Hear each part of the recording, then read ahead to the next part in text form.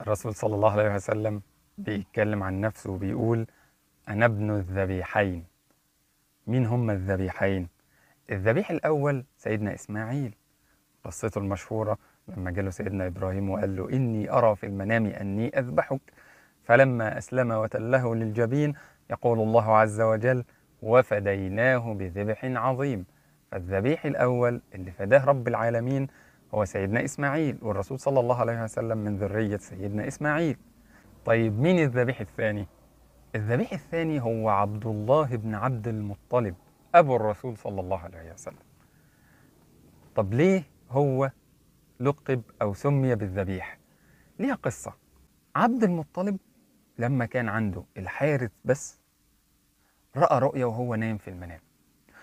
رأى حد بيندهله ويقول له: احفر طيبة. فسأل: ما طيبة؟ فالمنادي راح. تاني يوم سمع نفس المنادي بيندهله ويقول له: احفر بره. فسأل: ما بره؟ فراح المنادي. فحط في دماغه في حاجة. تالت يوم لقى نفس المنادي بيندهله: احفر المضنونة.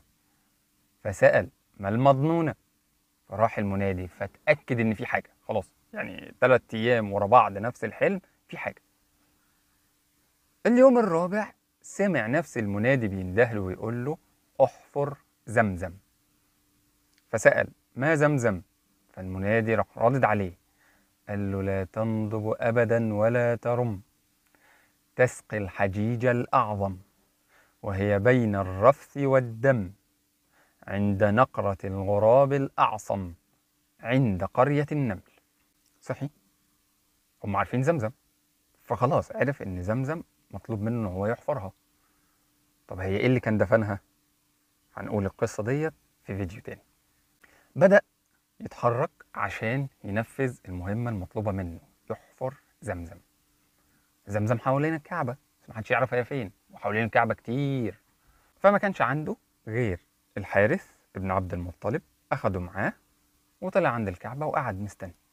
شوية جه ناس عند صنم من الأصنام وذبحوا بعير، جمل، وسابوه عشان يصفي دمه.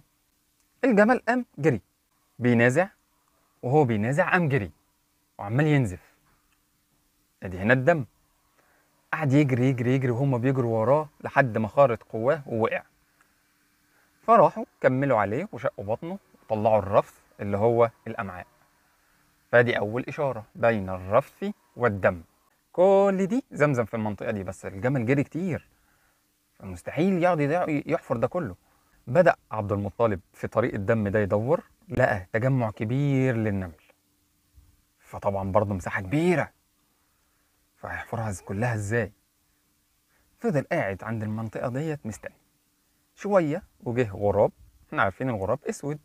الغراب الأعصم هو غراب اسود على جناحه ريش أبيض.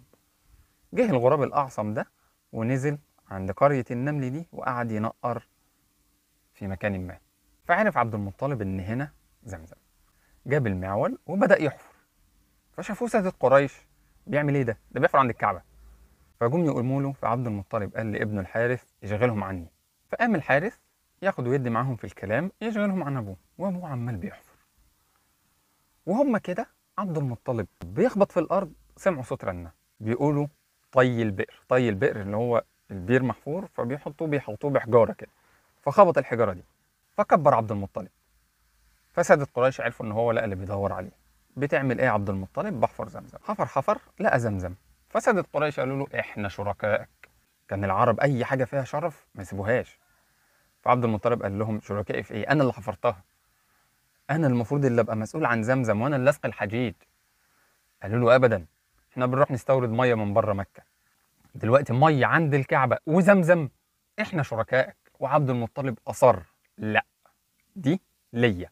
لما الخلاف شد قرروا: طب نعمل ايه عشان نحل الخلاف ده؟ نروح نسأل الكاهنة.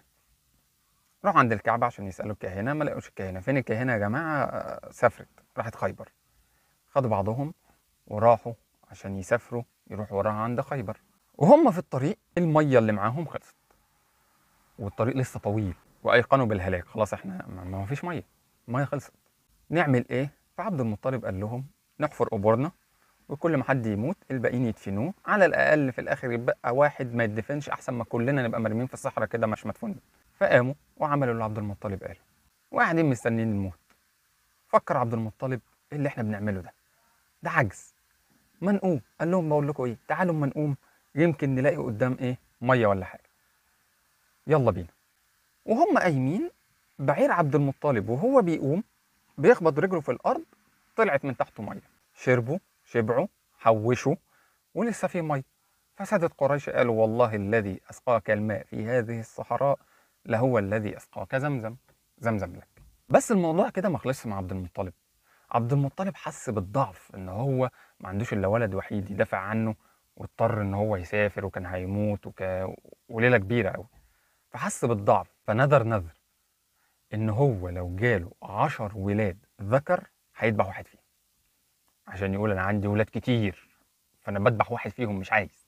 عبد المطلب عنده 10 ولاد وست بنات. لما جه العاشر وهو عبد الله بن عبد المطلب ابو الرسول صلى الله عليه وسلم، وبقى شاب، بقى وراه 10 رجاله ماشيين وراه، قرر ان هو يوفي بالنذر بتاعه. فراح اخد ال10 ولاد وطلعوا عند الكعبه عند الكاهنه، ومعاه 10 عصيان. العصيان كل عصايه مكتوب عليها اسم ولد من الاولاد: الحارث، حجر، ضرار، المقوم، الزبير، العباس، حمزه، عبد العزة، عبد مناف، عبد الله. وهم بيسحبوا عبد المطلب واقف وبيقول لئن صرف عن عبد الله فأنا بخير، آخر العنقود زي ما بيقول. بيسحبوا، طلع عبد الله. فخلاص هو ناوي، أخد عبد الله ورايح عند صنم من الأصنام عشان يذبحه. سادة قريش شافت المنظر، بتعمل إيه يا عبد المطلب؟ قال لهم هذبح عبد الله. إيه اللي أنت بتقوله ده يا عم؟ تذبح ابنك؟ قال لهم أنا عليا ندر، لو جالي 10 ولاد هذبح واحد فيهم. يا عم أنت في إيه؟ يعني كل واحد يجي له 10 يذبح ولاده؟ يبقى ايه خير الحياه هنا؟ ان الواحد يقتل ابنه. المهم هو مصمم يذبحه، هم مصممين مش هتذبحه. راح خبطه، راح معوره في راسه، شج راسه، فسمي عبد الله الاشج. طيب نحل الموضوع ده ازاي؟ قال لهم ماليش دعوه، انا هذبحه. طب تعالوا نروح للكاهنه. يا كاهنه ايه الحل؟